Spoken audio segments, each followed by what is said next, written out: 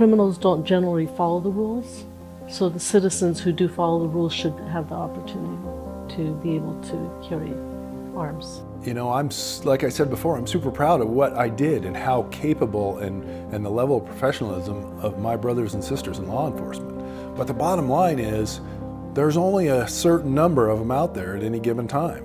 The police can't be everywhere at every time. We will respond, but that's minutes and time that something's happened to you or your family.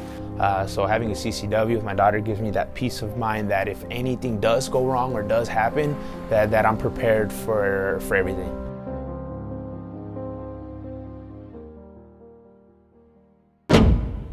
I always thought that it was basically a right to carry an arm, a firearm.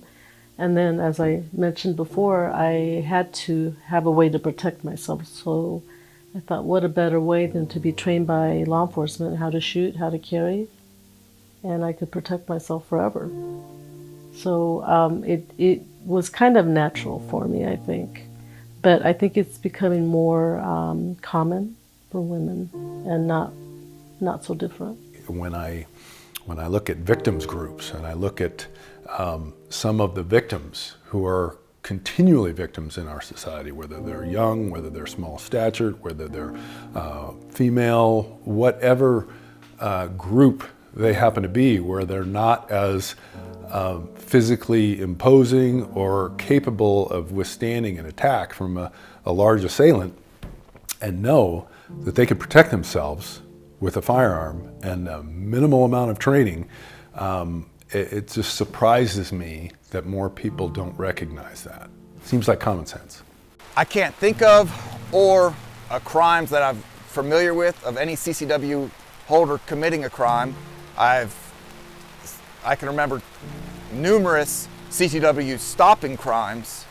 So it was just an ordinary day. I was out in between jobs and I was selling waters on the side of the freeway exits, to pay my bills. You see the homeless people asking for money. I decided to, hey, I'm gonna sell a product, that way I can earn my money. And as I'm out there and I'm selling waters and sodas, a gentleman who I still don't know who he is to this day started to approach me. And as he was approaching me, he kind of looked at me in a very hostile manner. He just kind of had that look on his face.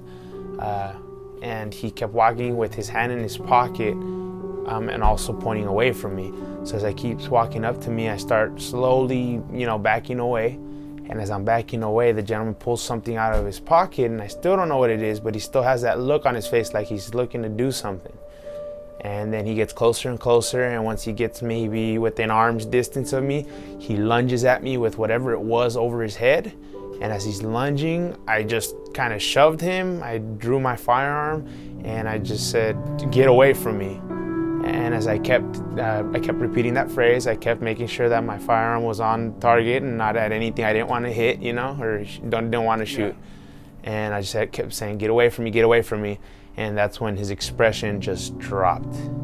He went from "I'm about to do you harm" to "Oh crap, what am I getting into?" And he just proceeded to keep walking away. And as I walked away, I did not let off of him. And then he kind of just ran the other direction, and that's when I reholstered my weapon. And then there was an off-duty law enforcement officer that witnessed the whole thing. He called 911, they showed up. I got put in handcuffs in the back of a police car for about like an hour, sitting on my hands. Not the most comfortable place, but I'll tell you, sure as heck beats being 6 feet in the ground.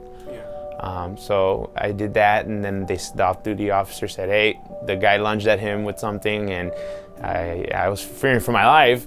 And so then the responding officers just gave me back my firearm with the bullet I had in the chamber and the magazine in one bag, and then the gun in the other bag. And I told the officer, so is it all right if I put it back together and go about my business? Like, yeah. And I said, I'll just wait for you guys to leave though. We need to get to the point where anytime anybody is encouraged to get a restraining order, that they're encouraged to get a CCW along with it. criminals are less likely to commit crimes on somebody if they think that the other person's armed. I mean, they're predators. They're looking for prey. They're not looking for a fight, typically. I never felt like a victim. I felt empowered. It was very empowering, and it made me confident. And I basically felt like there was nothing I couldn't do. As far as fathers and mothers go, I just say if you feel comfortable and ready, do it. It is a big responsibility that you have to be ready for. It's not just, oh, hey, I'm gonna go get a concealed carry permit. Yeah, why not? My name is Marco Cisneros. I'm 23 years old. I'm a construction laborer. I'm a community leader, and I'm a father.